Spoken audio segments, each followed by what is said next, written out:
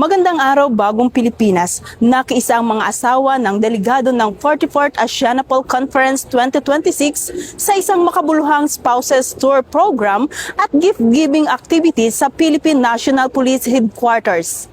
Hindi lamang pagpapatibay ng ugnayan ng mga bansang kasapi ng Asianapol ang tampok sa pagpapatuloy ng 44th Asianapol Conference 2026. Mainit silang sinalubong sa PNP Headquarters lobby ng mga opisyal ng kapulisan.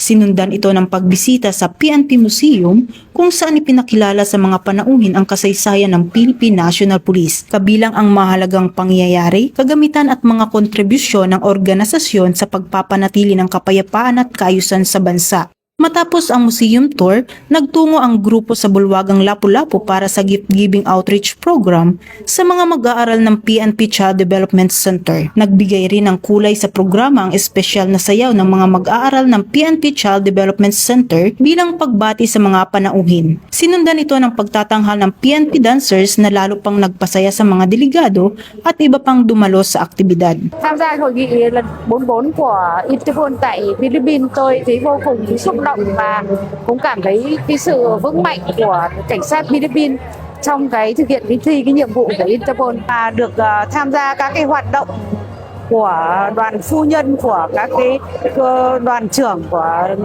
cảnh sát Interpol, thì tôi thấy rằng là các hoạt động đều hết sức thực và thú vị, được cảm nhận hết cái nền văn hóa của Philippines cũng như tham gia các hoạt động thiện nguyện. Chúng tôi cũng rất là xúc động và phấn khởi. And we're so pleased to be here. You guys are great, and the things you do for the children and your troops is outstanding. Thank you so much for having us. Hi, I'm Donna from Canada, and I've had an amazing experience with the PNP Child Development Center, and it's a beautiful spot to be in. I love it here. Bahagi ang spouses tour program ng mga nakalaang aktibidad sa 44th Asianapol Conference 2026 na layuning maipakilala sa mga panauhin ang kasaysayan at kultura ng Philippine National Police kasabay ng pagpapakita ng mga programang nagtataguyod ng malasakit at pakikipag-isa sa komunidad.